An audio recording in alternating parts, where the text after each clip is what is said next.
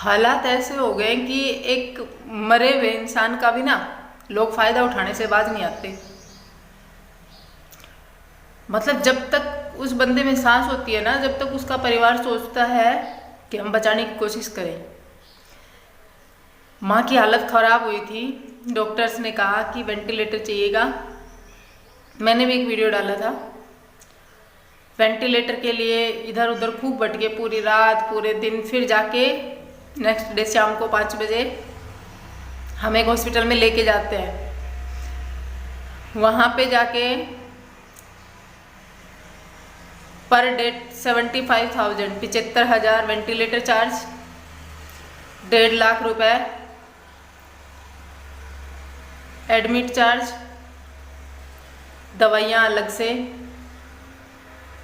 50-60 हज़ार रुपये की। मतलब शुरू में जब एडमिट कराया 2.5 लाख रुपए डिपॉजिट किए। डिपॉजिट करना होता है कि क्या होता है, मतलब जमा किए। नेक्स्ट डे उसी तरीके से बैंकर तरीके से बिल, मतलब एक नॉर्मल इंसान अफोर्ड नहीं कर सकता। एक नॉर्मल इंसान जब उसके घर में किसी की हालत इतनी सीरियस होती है, फर्स्ट तो उसको वेंटिलेटर मिलेगा ही नहीं। ऐसे हालात है, फर्स्ट तो उसको वेंटिलेटर इतनी आसानी से मिलेगा ही नहीं। आसानी से क्या, मुश्किल से भी नहीं मिलता। आपको मैं हकीकत बता रही हूँ, खूब भटकने के बाद एक हॉस्पिटल में वेंटिलेटर मिलता है, वहाँ पे ये चार्ज होता है। एक नॉर्मल इंसान वहाँ पे कितने दिन अपने बंदे को रख सकता है। लेकिन मेरी माँ को फिर मामा लेके गए, उन्होंने कहा कि किसी भी तरह बच जाए, हम रखेंगे।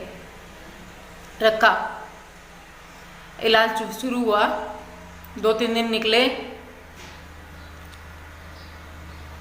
फिर देखिए यहाँ तक फिर भी मतलब उतनी तकलीफ नहीं होती। चलो यूँ सोच लेते हैं कि हॉस्पिटल है, चार्ज तो लगेगा ही, इन चीज़ों को सोच लेते हैं। हम शाम को 5 बजे पहुँचे थे, पूरे दिन का वेंटिलेटर चार्ज वहाँ उस दिन दिया था।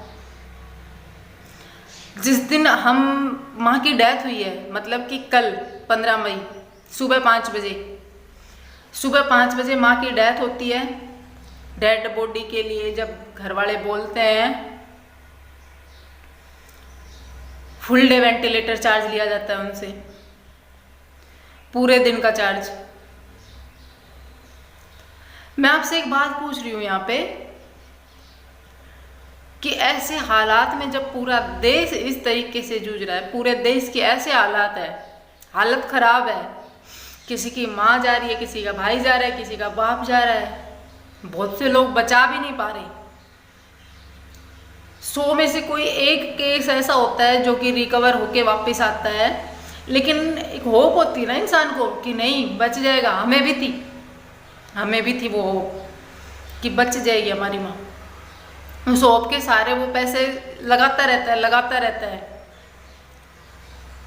लेकिन जब फिर पता है कि हाँ डेथ हो गई, उस डेथ होने के बाद में भी आप लोगों से पूरे दिन का चार्ज लिया जाता है। बात यहाँ पैसे की नहीं है।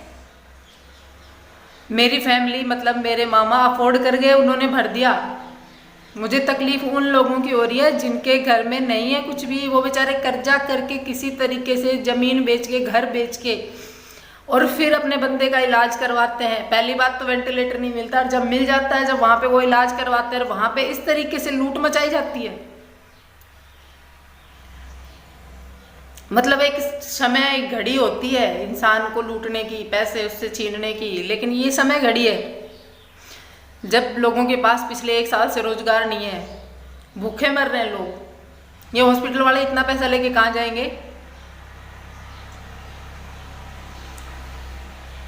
ये नहीं है कि भाई अपने मतलब अपना खुद का चार्ज नहीं निकालो, खुद का चार्ज निकालो, लेकिन इतना इस हद तक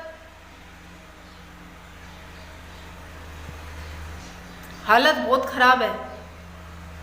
लेकिन मैं एक बात कहती हूँ यहाँ पे, ऐसे इंसान इस दुनिया में नहीं होने चाहिए। सोच कर देखिए, वो अफोर्ड कर गए। वहाँ पर एक केस और भी था। एक लेडीज अपने हस्बैंड को लेके आई थी,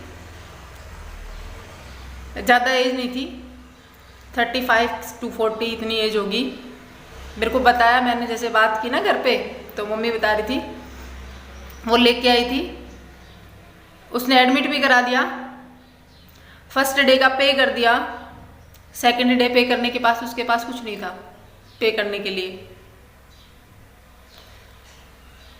फर्स्ट डे उसने कर्जा वर्जा करके किसी भी तरीके से पे किया, अगले दिन वो अपने हस्बैंड को ऐसे लेके चली गई, डेथ हो गई। इंसानियत नाम की चीज नहीं बची है यार, समझ लो थोड़ा सा ना, खुद को सेफ रखो। जगह नहीं मिलेगी पहली बात तो, और जगह मिलेगी भी ना सब कुछ बिक जाएगा, और कोई गारंटी नहीं है कि आपका बंदा आपके पास सही होके आएगा।